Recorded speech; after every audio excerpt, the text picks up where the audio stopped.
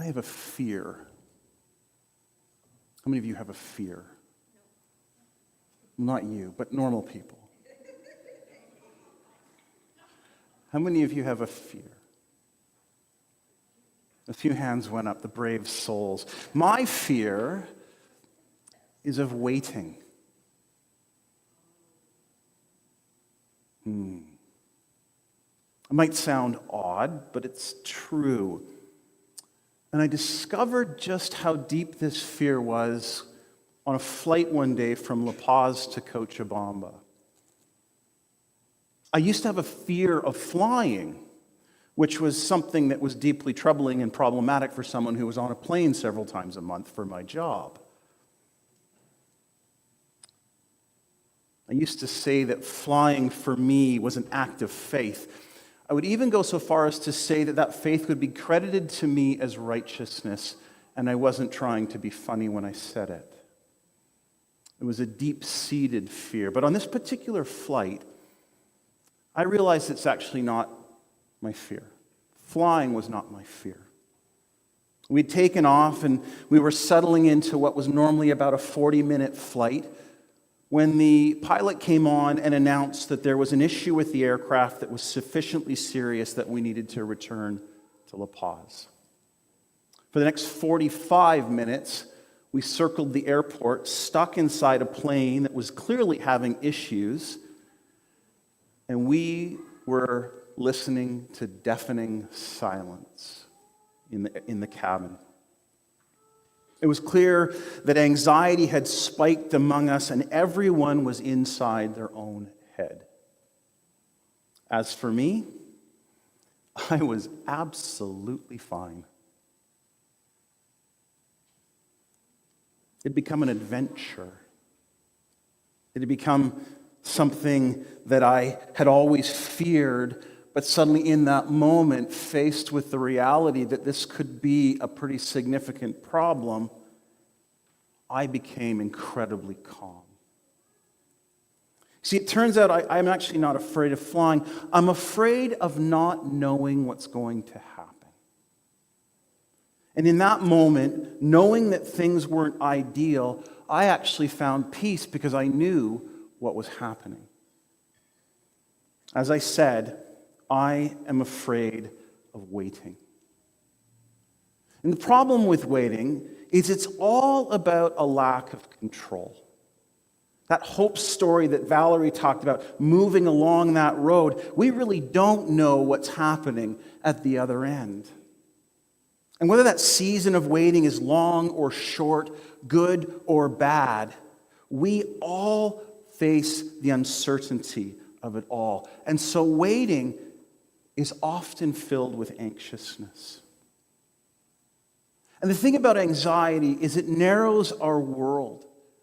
It fixes our thoughts on the unknown, and it always tells us a story of loss. Like I said, I have a fear of waiting. I doubt I'm alone in this negative assessment of it. I'm pretty confident there's others in this room who would say similar things. But on that plane, in the silence of everyone's fear, I discovered that my ultimate fear was uncertainty. This brings us to Advent. I don't know about you, but Advent always feels like it catches me every year. It's hard to believe that next week it starts and we're 4 weeks to Christmas. I've got my Christmas shopping almost done this year.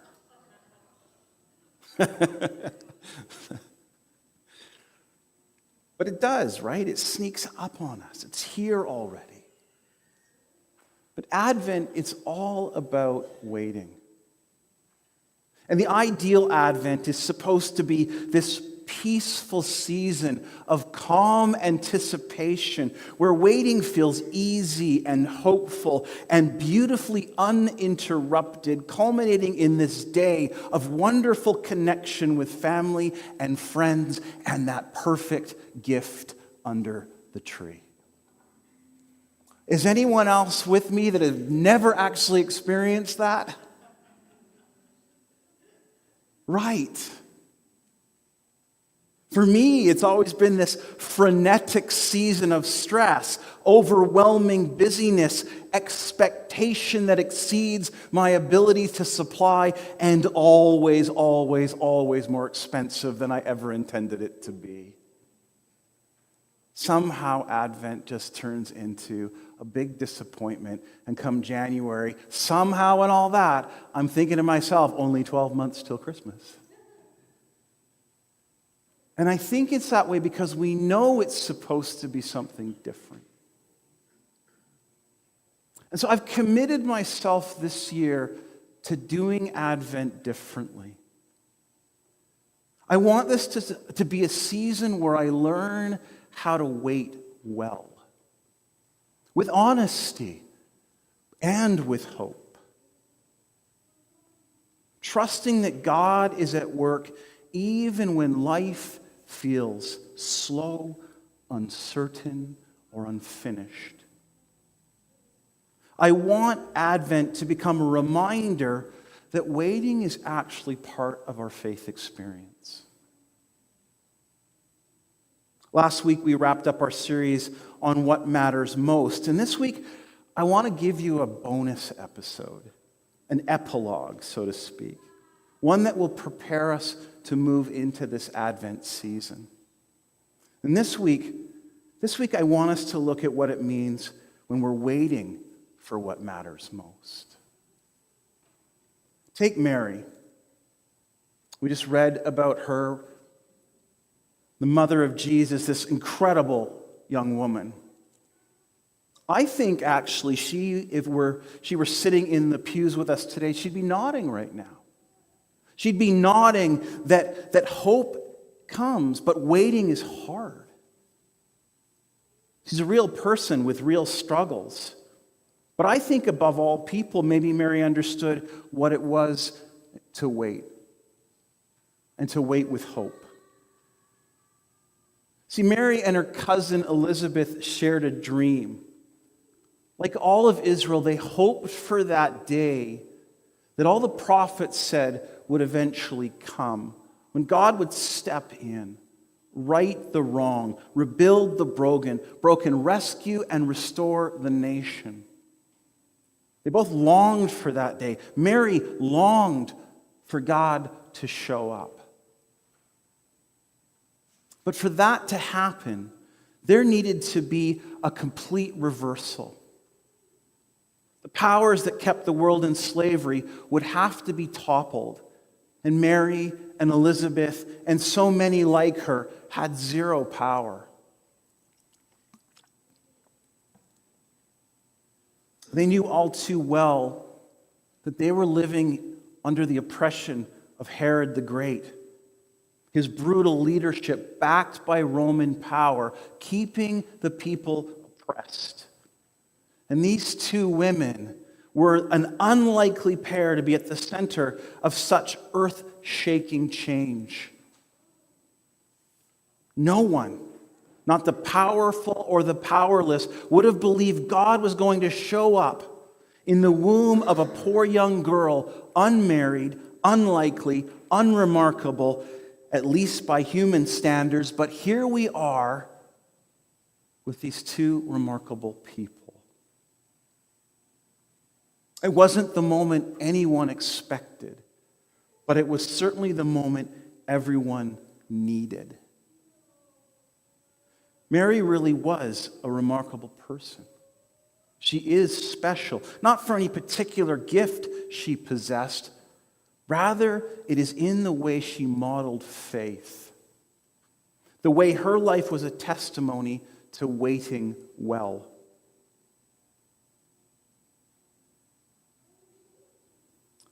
She's also a testimony to what it means to live faith in the midst of a disruption in your life. So what makes Mary so interesting to me is she just said yes.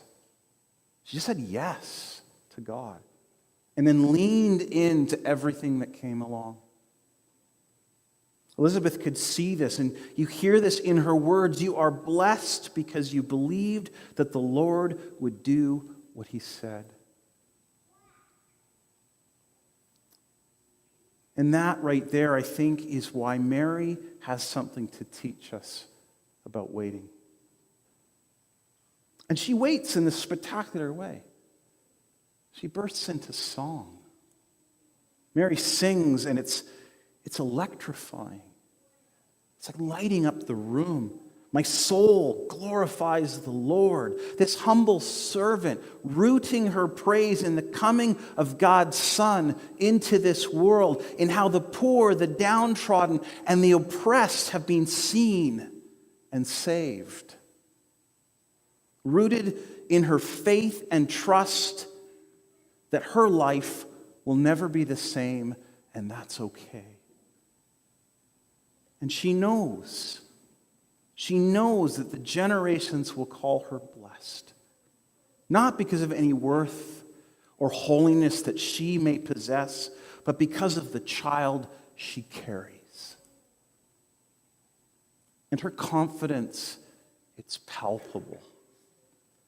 He has performed mighty deeds with his arm. He has scattered those who are proud in their inmost thoughts. He has brought down the rulers from their thrones. He's exalted the lowly, filled the hungry with good things. He has sent the rich away empty.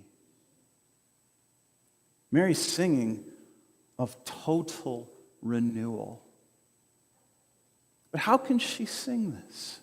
How can this woman who's still living in an oppressed place as an oppressed person sing such provocative lyrics? It's interesting, the grammar here in the Greek, it's in the future tense when she sings this. It's called the aorist tense. And it basically is saying that it's sung as if it's already happened, but it's yet to occur. You see, for Mary, she believes this with all her heart. She's describing the future work of God's Son as if it is a past event. God has set this saving work in motion, and she can see it already accomplished. What God would do through her Son was as good as done, even if her eyes couldn't see it yet. I'm going to pause there for a moment. Just take a moment and think about that. Take it all in, what Mary is singing here.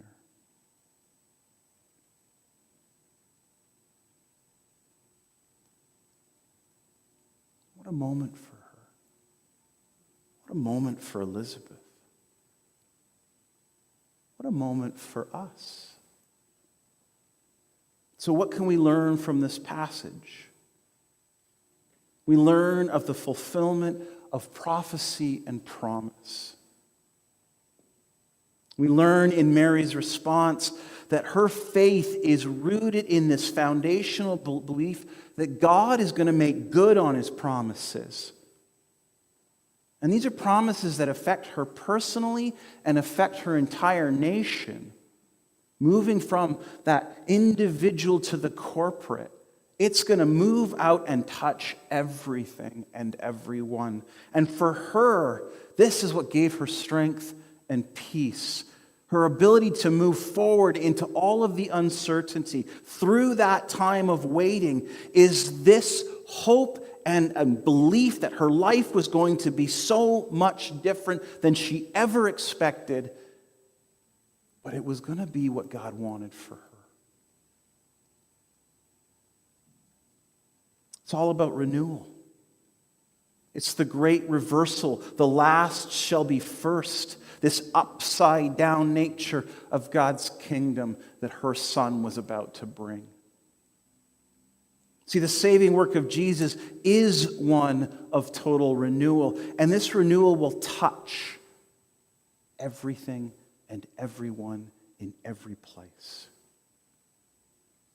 Jesus is going to set things in order, and this is especially good news for the poor, the downtrodden, and the hurting. And the surprise of Mary's story is how the people God chose to work this through. Faithfulness and availability weave their way through this entire event, and it was so very good. But it wasn't easy. Also weaving through Mary's entire story is the cost that she was being asked to bear. Mary knows this. Her story, when you actually stop to think about it, is awkward and scandalous. As N.T. Wright puts it, we often read Mary's song as if it were sung from a peaceful hillside with angelic light and a calm heart. But the truth is far more human and far more comforting. Mary sings while anxious circumstances press in on every side. She is young, vulnerable. She's unmarried at this time. Her future is still deeply uncertain and unclear. Her whole reputation is at risk. Her world is unstable under Roman rule, and it very nearly cost her a husband. Could have cost her her life if Joseph had been a different kind of man. And she'll have to learn this again and again. We're told that when she presents her baby at the temple, that a sword will pierce her heart. That's what she hears from the priest. She will lose him for 3 days when he is 12 years old. She will think he's lost his mind when he's 30, and she'll be lost in despair for another 3 days as these promises that she holds to so firmly and faithfully seem to have been a lie as she watches him on the cross and lays him in a tomb. For any and many reasons, Mary had plenty to be afraid about. And yet, she sings. Not because her anxiety vanishes, but because she chose another way to respond. Her song becomes a counter-anxiety response, a faith-formed, spirit-filled way of waiting in a world that gave her no guarantees. And it's all because of Jesus. So let's come back to our series for a moment.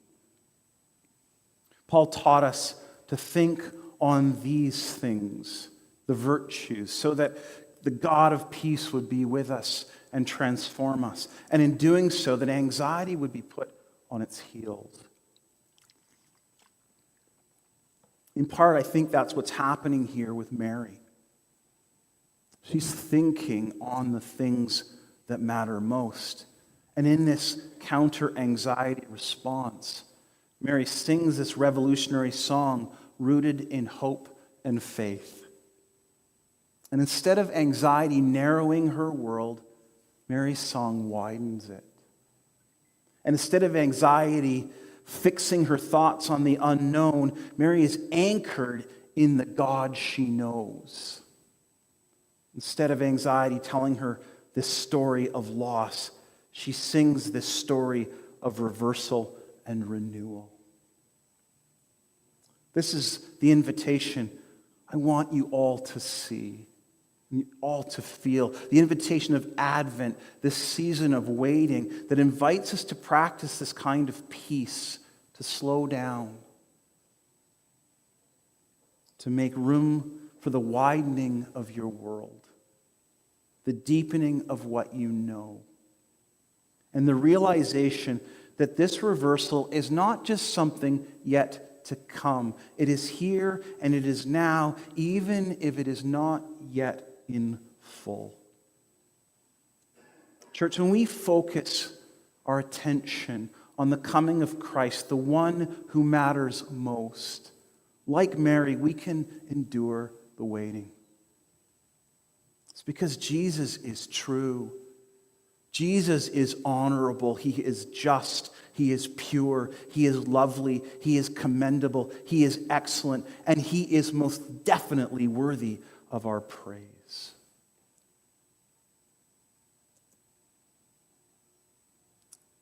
So what can we do while we wait? I think there's a discipline in waiting. And our culture has formed and framed us in such a way that we've really become awfully bad at waiting. I don't know about you, but I tend to rush through it. As I said, I'm afraid of it. But Advent invites us to receive waiting as grace. Mary waited, Joseph waited, the world waited, and in their waiting, God was at work. And waiting is hard. I don't want to pretend here it's not. For some of us, the waiting has been excruciating. But I think here we're learning that waiting becomes holy when it's shaped with hope and lived in faith. I think Mary's story invites us to lift our eyes while we wait. It's worship over worry.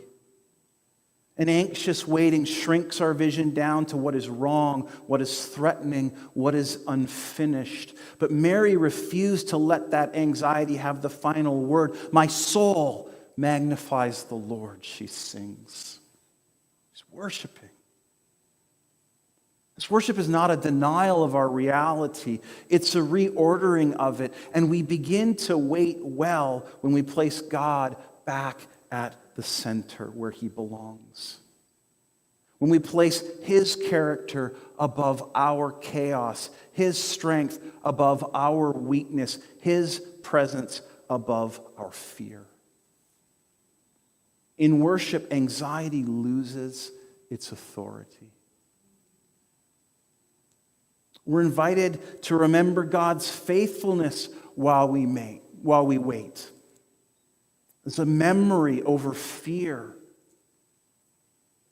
Anxiety always forgets. It tells us the future will be as bleak as our worst moment. And Mary responds to this by singing, He has done great things. His mercy is for those who fear him.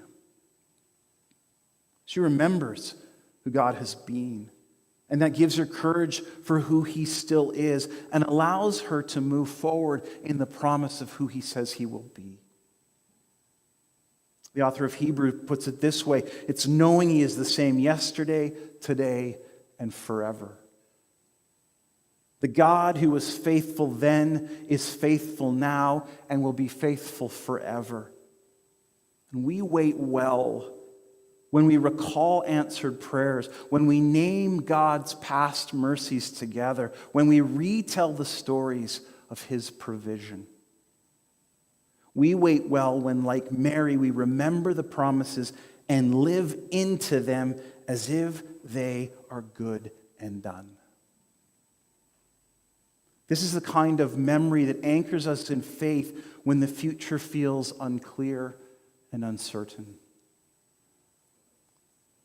And while we wait, we're invited to join in on God's work. It's purpose over paralysis. Anxiety freezes us, but God's kingdom moves us. Mary sees it differently. He has lifted up the lowly and filled the hungry with good things. She sees God's intervention, his promises, and his promise keeping, even in the midst of disappointment and suffering. She chooses not to withdraw, but to participate. She steps into God's unfolding story with trust and courage, and in doing so, she is blessed and in turn blesses others. We wait well when we ask, who can I encourage? Where can I bring hope? How can I bless someone today?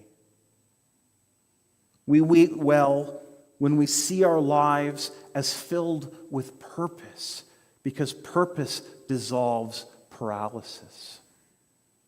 Serving others quiets our fears. And this is what we are invited into for Advent. We're invited into this waiting that isn't empty or anxious. We're being invited into a kind of waiting that is a holy space. And as we reorient our minds and magnify the faithfulness of God, we open ourselves to discover again that the one we are waiting for is already at work, already near, already bringing about his peace in our lives. And that flight I mentioned at the beginning, when we finally touched down and I saw all the emergency vehicles lined up along the runway, I knew right then that God wasn't done with me yet. And my prayer for you this Advent season is that you will know and embrace this deep truth that caused Mary to sing, that beautiful grace that God is still writing our stories. No matter what this season brings, I pray you too find peace knowing that God is not done with you yet. Let's pray. Lord, thank you. Thank you for this remarkable young woman who said yes to you, whose willingness to participate in the unfolding of your story as it intersected with our story has changed the world forever. And Lord, I pray for every person in this room wherever they find themselves as they come into this Advent season, Lord, whether that's carrying a deep burden or whether that is coming to this with a sense of joy. Lord, I pray through this season we would all step into that holy space of waiting well, of worship, of remembrance, of participation in the good news of Jesus. And Lord, as we continue to worship, I ask you speak to each of us, to the deep parts of us, and welcome us into that place of peace. Jesus, thank you for coming. And thank your mom for us. In your name we pray. Amen.